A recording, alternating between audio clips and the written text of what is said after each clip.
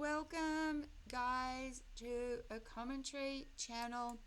My name is Jem, and for all of you beloved souls who don't know me, I am a psychic medium, an author, truth seeker, and a channeler. And this will be the last video for today, and I will be away for a few days, got things on, also starting to lose my voice. Normally I don't do Christian videos, but I'm getting so many comments that I just have to respond. So the title of this video is, Are Holy Texts Really Perfect, or Just Human Stories? So I'm going to ask a big question. Are holy texts truly perfect and divine, or are they just human stories shaped by culture, power, control, and time? Christians claim the Bible is the Word of God. Muslims say the Qur'an is flawless and divine. Hindus follow the Vedas.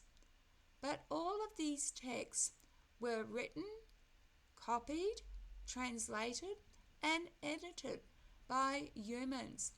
So how do we know they're really divine?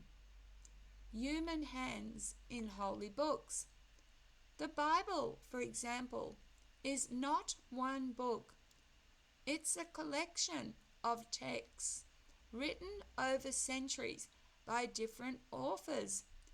It's been translated countless times, with whole books removed or added depending on which council or denomination you follow.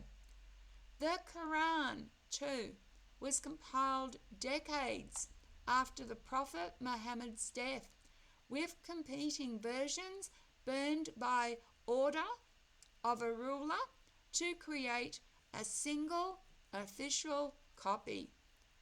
The Hindu Vedas are some of the oldest sacred texts, passed down orally for centuries before being written, which means we can't even be sure how much was altered by human memory or interpretation. Politics and power. Religion and politics have always been linked. The Bible we read today was heavily influenced by the Council of Nicaea, Nicaea, in 325 AD, where church leaders decided which books would become official scriptures. Many writings, like the Gnostic Gospels, were banned or destroyed because they didn't fit the political agenda of the time. In other faiths, the same thing happens. Leaders choose what is holy and what is heresy. If a book were truly perfect, would humans need to edit or censor it? Thousands of holy books. There are thousands of religions in the world, and each one claims to have the ultimate truth, but they all contradict each other. If the Bible is the only truth, what about the Qur'an? If the Qur'an is the only truth, what about the Buddhist sutras? Quoting one book to prove itself is a circular logic. It's like me saying, this story is true because this story says so, that it's true. By that logic, the Brothers Grimm's fairy tales could be called divine, and we just have to believe it blindly? my path to truth. I've repeated this, but I will keep repeating it. I've spent over a decade as a Christian.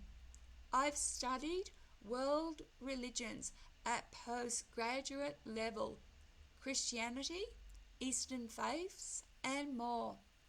I was even a Baha'i for a time because I wanted to understand if all these prophets and books were pieces of one truth. And as a Baha'i, you are expected to do your own spiritual research and accept that all religions that came before you are truths. But yet they contradict. So as a Baha'i, I had to accept Krishna. I had to accept Moses. I had to accept Jesus. Anyway, what I've found is this. Truth isn't locked in a single book. Truth resonates with divine love, the infinite I/we, and it transcends human dogma. What do you think? Are holy books perfect, or are they just stories humans tell to make sense of life? Let me know your thoughts. And remember, asking questions is not disrespect. It's the path to deeper understanding. Thank you again for watching. Please be kind to each other and to yourselves. Love, light, and blessings. Bye.